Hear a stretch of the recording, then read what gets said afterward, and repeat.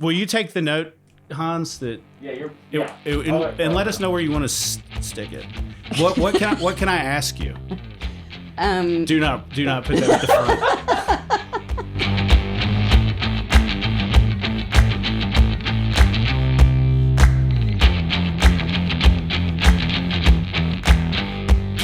Welcome into the Ben Burnett Show. My name is Ben Burnett. My guest today is Misti Martin, the president of the Cherokee Office of Economic Development.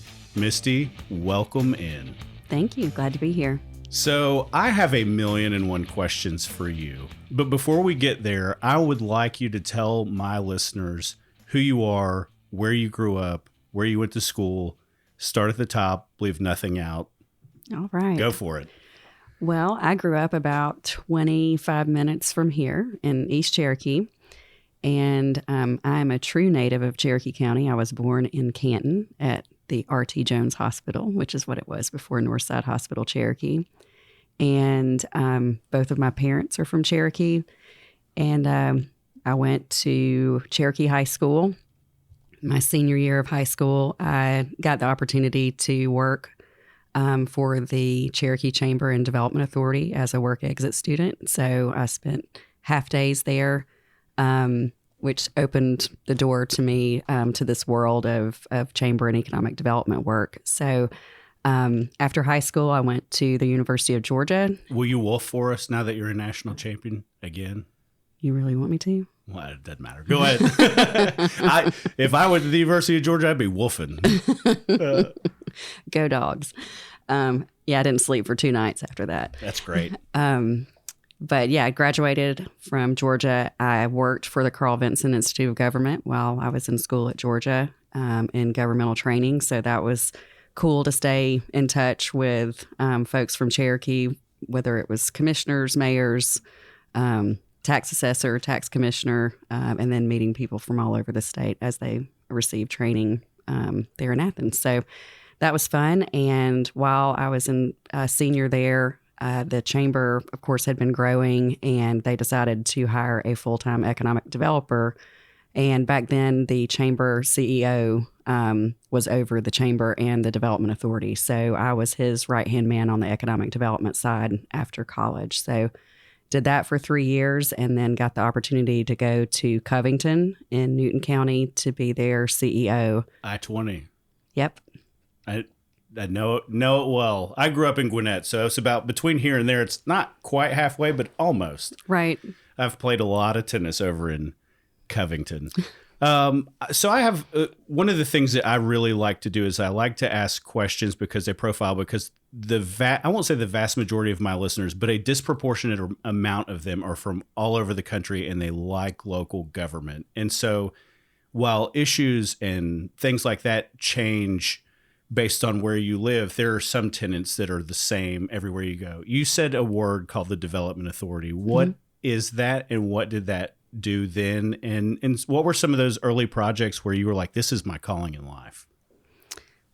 Well, it was intimidating to start with because I felt like I needed an engineering degree. But then when I realized I just needed to know all the people from, sewer, with the sewer department and broadband, power supply, that sort of thing. So once I got a handle on that, I just love the making the deals work.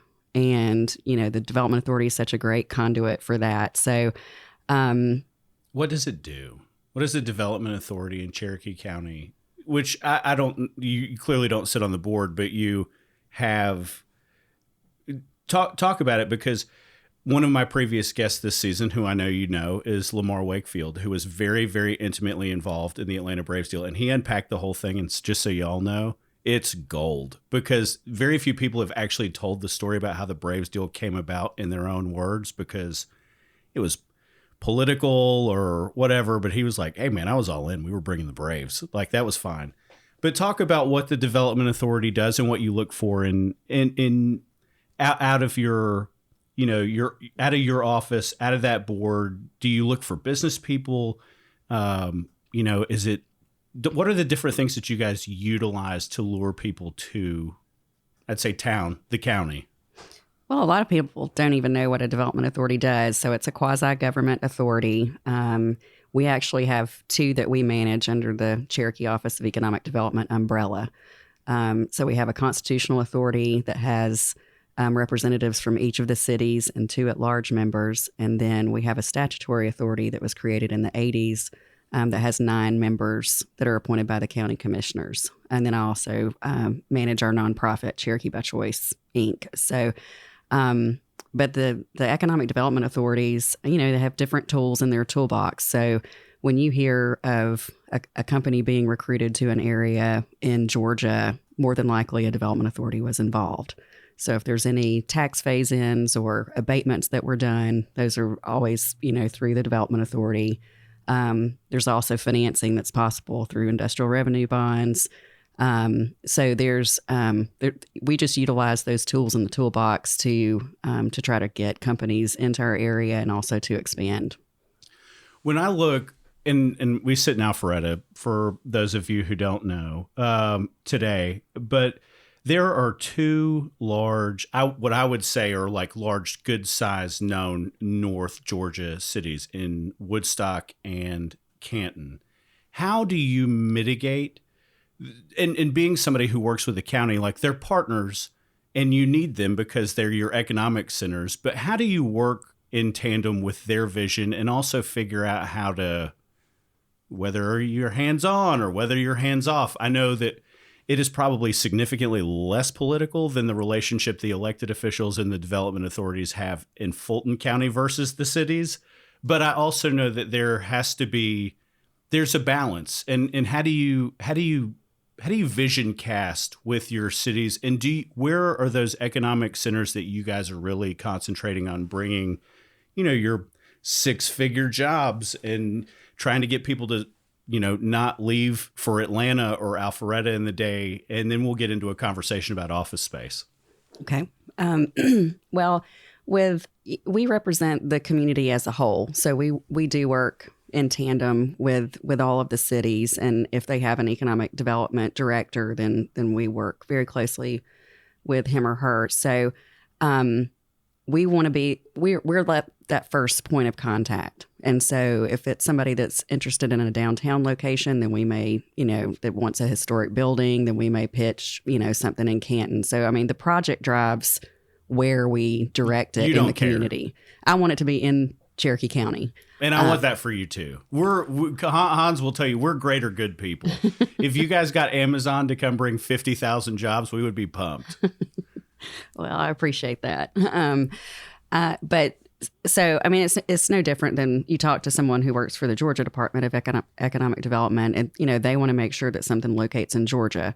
So, and don't necessarily care where it goes as long as it happens in Georgia. And that's the way we feel about our community. And then, we're also very involved regionally too. So we definitely know what's good for our neighbors is good for us too. But we also have, that big challenge of making sure that we have jobs for our residents where they don't have to commute out. So, we're very intentional about that. If you're in downtown Alpharetta and you like seafood, you need to go see my friends Travis and Andy at Chiringa. And if you are making vacation plans this spring or summer, you need to go down to 30A, my buddies at Grayton Beach and the sister restaurant Chiringa. Get yourself a frosé. There's nothing better.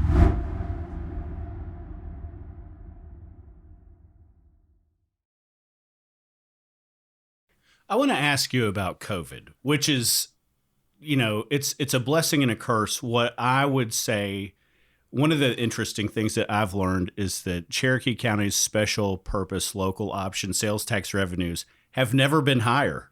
That's right. And I think that a lot of that is because the workforce that would 3 years ago go work somewhere else now has the opportunity to stay home. And while that is, look, we all wish we didn't live in a pandemic. Sometimes unintended consequences can be good for the county or good for the city. And so what was really funny was that it didn't impact Alpharetta. It negatively impacted Alpharetta because it's a 60% commercial property tax base, but it didn't impact it as badly as you think. And I thought that was really interesting, but talk about how that has caused a fundamental shift in the types of businesses that you look for and the opportunities that your county commissioners and the mayors and the people that bring the rising tide, how has that caused you to look at things in a different way? Well, we definitely have a lot of folks that are still working from home, and we're doing our new 5-year strategic plan right now. And we did a resident survey, and over 3,300 residents responded to it. And of those 3,300, 53% of them were working from home. And then out of that, 77% said, I want to continue working from home. So if they were driving to Midtown Atlanta every day, I would too. I would want to keep working from home as well. Another indicator is our co-work spaces in the county have been full. And, we operate the circuit on campus at Chattahoochee Tech in downtown Woodstock with our offices. And so, you can tell a lot of people are working from home and then they're wanting some sort of connection. Get me out of here. Yeah. So they're either trying to get away from the kids or out of the basement or, just to see people. So Thrive that's in the mill in Canton is full. Great people. Great people.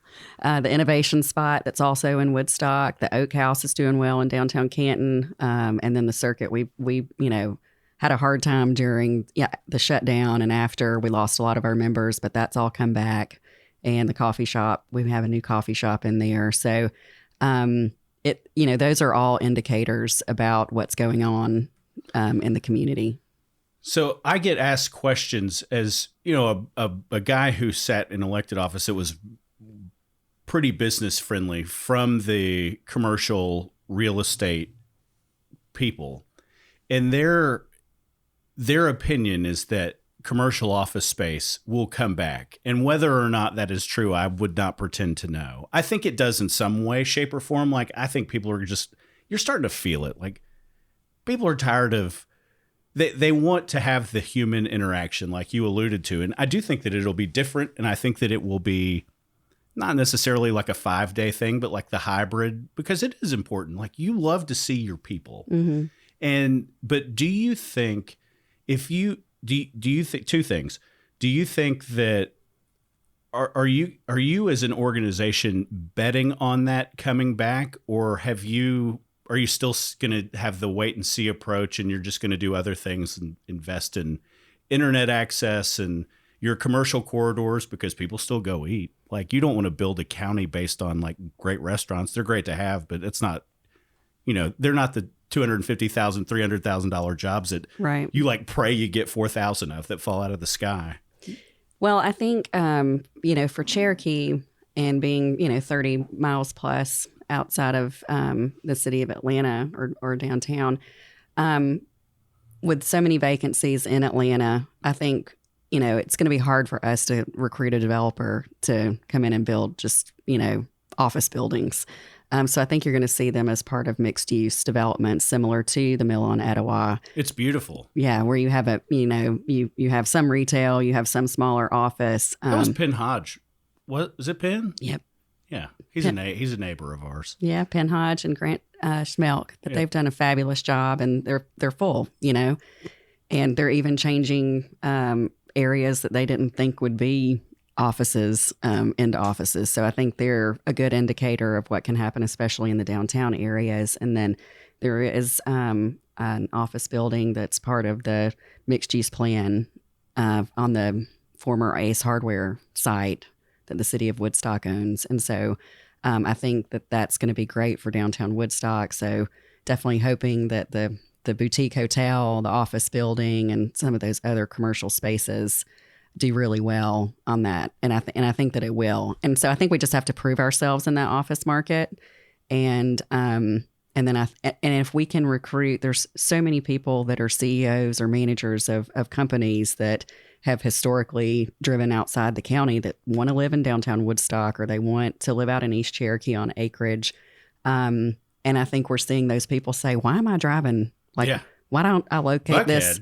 Yeah. Why don't I locate this where I live? So, so we're seeing a lot of that too. So we're in our strategic plan. We're looking at, okay, how do we get to those people and say, work here too? I want to ask you.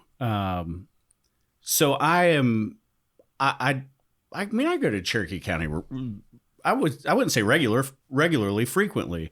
But if I think Cherokee County and I look at it through the lens of somebody who likes the business friendly aspect of it, I think Highway 92, I think 575, I think Georgia 20, and maybe 140, but less 140. I would say less 140.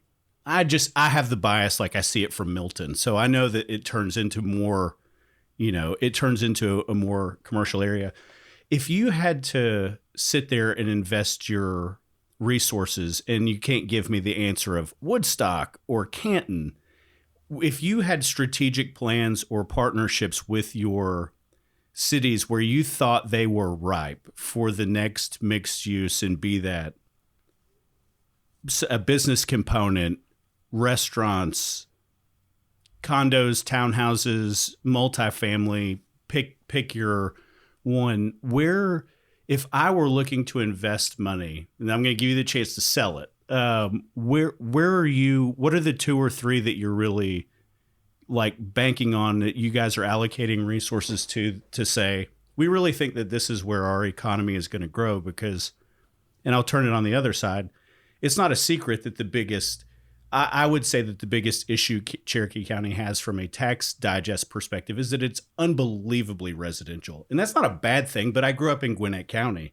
and I remember that it was, I'm biased from being a local control. Like Alpharetta is beautiful, and everybody cares about the 4 corners of it. But sometimes when you get to a county commission, there's just too much going on. And I know that there's a push-pull on residential housing, and everybody likes jobs. So how do you combine that, and where do you think those areas are, and how do you intend to like market your thoroughfares like 92 or 575? Because Georgia 400 is an interstate, and I would argue, Hans has been here a lot longer than I have, Georgia 400 made Alpharetta. It would have never happened otherwise. It would have been just another town headed towards the mountains. But talk about those pockets and those areas where you really think are ripe for the mixed use, because you can't just leverage into office space and be like, right, here they come, because they're not. Right. Well, I mean, I think the downtowns, are all going to see development. But if you're talking about are you talking about outside of the downtowns? Yeah, well, and I think that there are such unique opportunities. When I look at Highway 92, it's your 200-foot setback, strip malls. And I don't say that in a bad way, but I know I had the opportunity over the last decade to live it. And so I've seen what happens. And I think from a land cost basis, although it's not cheap, I do firmly see some of those areas. Now, I don't know what the residents are willing to put up with, so that there's a push and pull there, but we're not going to have that conversation. But do you think that there are, how do you market? Are they through livable centers initiatives? Are they through partnerships with the cities? Do you intend to see the vast majority of commercial office growth within municipalities? Do you see corridors that are outside? I really want to leave it to you, because I'm fascinated, because Cherokee County is huge, and the southern part is a lot different than the northern part, and neither one of those things are good, and neither one of those things are bad. It's just different. It is totally different. When you go down Sugar Pike Road in East Cherokee, it's like, God, who wouldn't live here? But I also think that your cities, you have one of the things that is really interesting about Cherokee County is that towards the municipalities, that is the workforce that employers would fight to have. And I don't know that gets the credit that it deserves. Well, we haven't, I laugh and say, with all the population growth that we've had, and it's not just in one income area. To me, you can. We were working with a project, and I'll spill the beans. Who is it? It was Dell Computers. This has been years ago. And one of the things that they liked about Cherokee was that they said, if I have a programmer that's just out of school at Georgia Tech, he or she can come to Cherokee County and, starting out and either have a starter home or an apartment. And then there's all this mobility that they have to move up in our organization and to upgrade houses. You have a family, you want more yard. There's all these opportunities. It's not just, one type. And so I think we have to play to that strength, first of all. I think that there are definitely areas across the county that are going to develop, especially Southwest Cherokee. You mentioned 575, but a lot of folks don't realize in the Ackworth area that 75 actually has an exit that's in Cherokee. See, and I would have totally missed that because I go that far if I'm going to Chattanooga. Right, and that's about it. But so the Cabela's is in Cherokee. Nobody realizes that. That's it. Oh, that is a cash cow. Because let me tell you, there are lots of people from right here that drive over there and make a day out of it. Mm-hmm. It's about one of the only places you can still buy firearms, but I'll leave that alone. Well, the Cabela's opening and when the outlet shops of Atlanta opened, both of those things were huge boosts to our sales tax revenues because they came online about the same time. But I think there's a tremendous opportunity in Southwest Cherokee. There's older retail that's at Bells Ferry in 92 that's been in an LCI. There's probably about 2,000 residential units that are planned for that area that are part of redevelopment. And so I think you're going to see some big changes in that area. And then as the hospital in Canton continues to develop with Northside Hospital Cherokee, I think you're going to see more development there. It's just that the construction of the Highway 20 widening, it's a little painful right now. Nothing happens quickly. No. By the time we're all gone, that road will be finished. It's funny you say that because I think it's next week or the following. We've got Russell McMurray coming on. I'll ask specifically if he can give you the definitive date that it's going to be over, and he won't answer. Well, it's an ongoing process because it's in phases. So, but I think in front of the hospital when that first section of that gets improved, that's really going to help us. And there's definitely properties out there that are prime for development. Let's stay there for a second. What has the rebranding and access and the investment that Northside Hospital has made, because it's a beautiful facility, what has that done for workforce issues and the investment there? Because to me, if you had to give me, and I love Penn Hodge, and I'll say that, and I'll send it to him so he can hear it. But if you asked me about, on the outside, what the biggest win that you guys have seen in the last, 5 years, maybe a little longer, I would say that investment that Northside Hospital made out there was tremendous access. And it's not just for the people in Cherokee County, but it's how much closer to, you don't have to go to Northside Forsyth, or you don't have to go to Dunwoody to have a baby like everybody did for 100 years.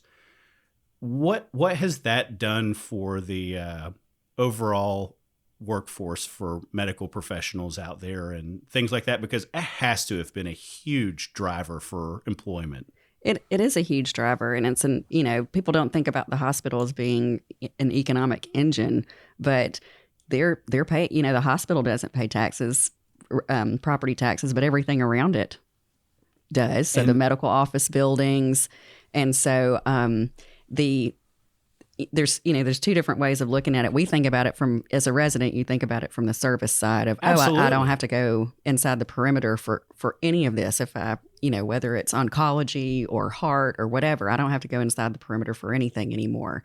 So that's wonderful for a resident of this, of Cherokee and the region. But when you look at counties north, you just brought them so much closer to really good access to medical care. And I think that maybe I'm sure the folks at Northside knew that was not an unintended consequence. But to somebody who's like me, it was man, how many people does this impact? Because there are people that will drive 50 miles to go there. I bet they do every day. I don't wonder. You don't get to choose where you have a heart attack. Yeah. But the job creation has been great. And the number of physicians that is their home facility has increased so much because of being in the new hospital. So that's, that's just great all the way around, because then you have physicians that are calling Cherokee home, and they're not having to commute out. If you're in North Fulton and you're in need of a golf cart, contact my friends at Low Speed Vehicles of Alpharetta, your place for easy-go golf carts. I want to ask you this, and this is kind of open. I will leave it open-ended. If you had a goal or something that you wanted to do that you haven't had the opportunity to do yet in your current role, what would that be? Where I feel like we could make the most impact is if we had land that was reserved for industry and for office and mixed use. And the reason I say that is, a few years ago, or over 10 years ago, we did a $90 million rec bond, and it was to upgrade all of our recreational facilities in the county, to build the aquatic center. And that has been amazing for Cherokee. Right. The trail system, it's all been amazing. We need a shot in the arm like that for economic development, because there's so many properties that have gone for higher density residential or neighborhoods that are perfect for businesses. Yeah, absolutely. And so we have to be very mindful of that going forward. So I'm not going to ask you where those places are, because I don't want to give that away. But when you say that, is it so that the county can maintain a certain element of control as to the overall master plan of a project? Or is it because you want to reserve it? So, I mean, what's the strategy behind trying to take down parcels or big parcels of land so that you can master plan it? Is it so that you can ultimately have as much control as possible, or is there another strategy that I'm missing? Well, I think in order to, you have to consider the market. I mean, we have developers that, would love to be putting light industrial buildings all over Cherokee County. But, there's a barrier there as far as, can I get it zoned? Does it have the infrastructure? The further north you get, the topography is more challenging. And so if we can help take some of that guesswork out of it to make it ready for either a build-to-suit project that's, a company that's trying to locate, or working with a developer that will put up spec buildings for us, so that we have those opportunities. Because if you have no product, you have no project. Right. And so, and that means if we have local companies that need to expand and they can't grow where they are, if we don't have properties, they'll leave, teed up and ready to go, they might not have a choice. Right. They may have to go somewhere else. Interesting. I've seen it, not on the scale that you're talking about, but clearly local governments buy and sell land all the time. I mean, it's monthly. But that is interesting. So when you say you're looking at it, are you looking for 10 acres, 25, 50? You looking for as much as you can get close to major thoroughfares? I mean, tell me a little bit about. Well, I mean, you have to think about what makes sense for business. They need to be close to the interstate, with easy access, either for, they may have some truck traffic, and then the employees need to be able to,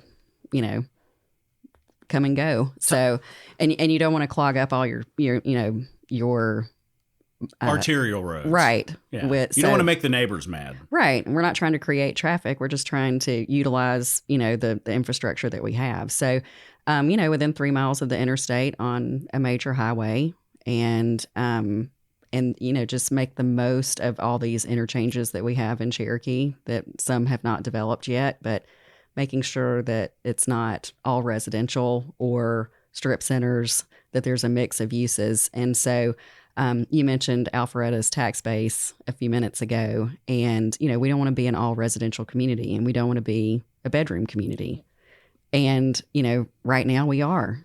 And so, but if we can match the talents of our residents with the types of companies and the opportunities the career opportunities they create, then all of a sudden we can be a sustainable community. I think, well, and in so many things happen because of planning, and so many things happen for a fortune out of accident.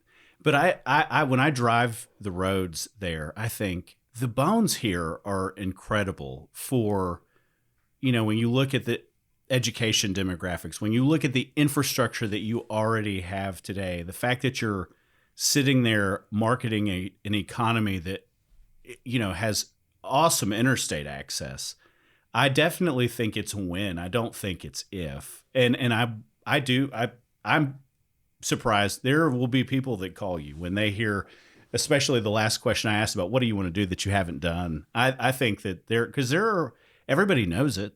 If I get asked questions all the time from people, I'm sure, and I'm nobody, if I get asked that question all the time, I know that other people, with significant more influence will be really happy to hear that that's something that you guys are doing. I hope you put it together. And thank you. It's hard to sell it. Some things are hard to sell. But think about this. What do you hear most from companies, whether it's an office or the hospitality industry or a manufacturer? What do you hear them? What's the biggest complaint from them that you hear? Workforce. Yeah, I was like, here, traffic. They need people. They need people.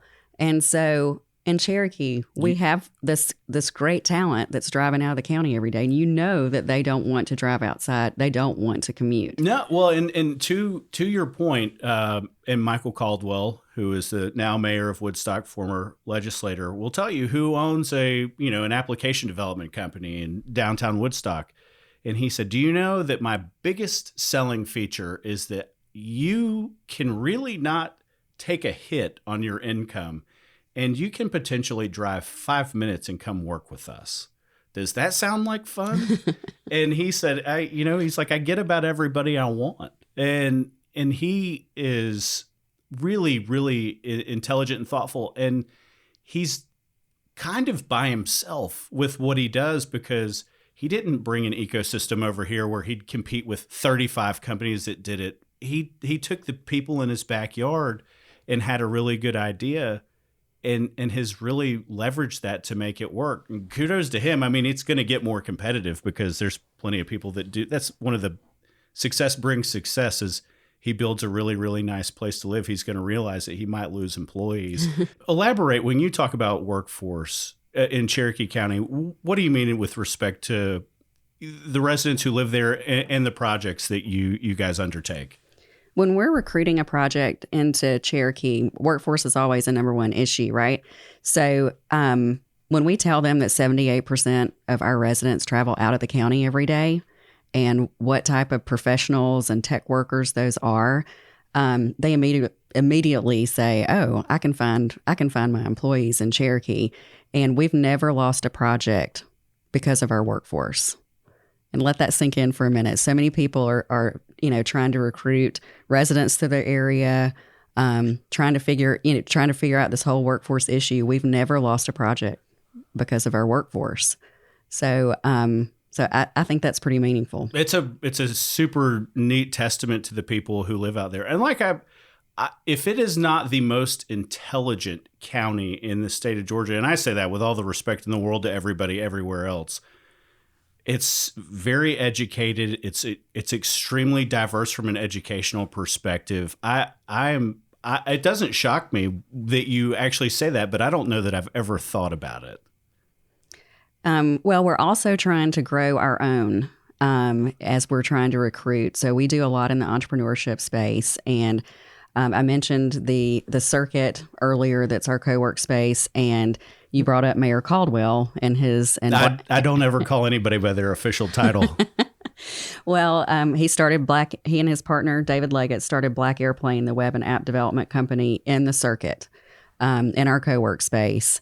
And they've done exactly what that space was intended to do. And they grew into another office space in downtown Woodstock, and then they were doing so well that now they're in a larger office space.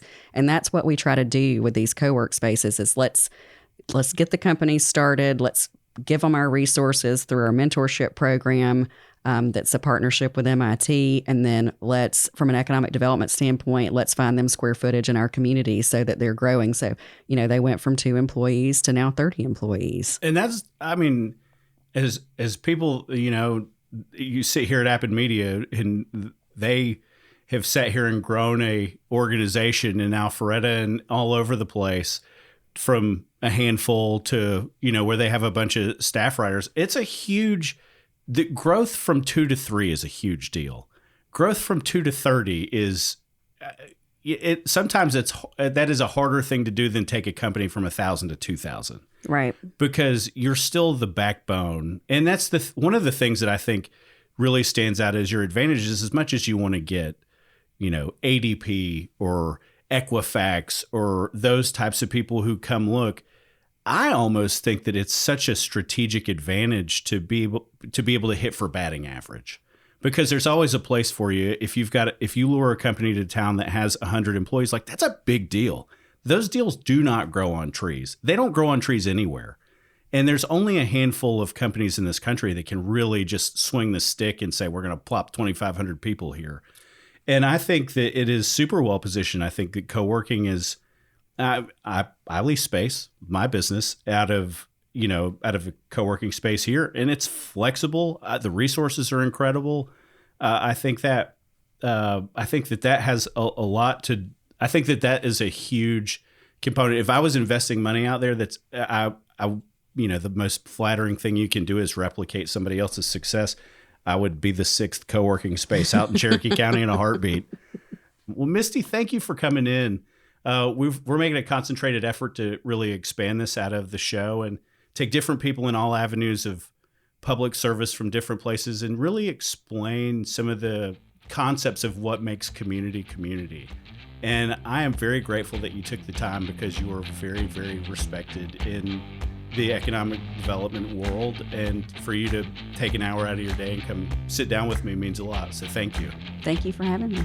Y'all have a great day. It's been another episode of The Ben Burnett Show.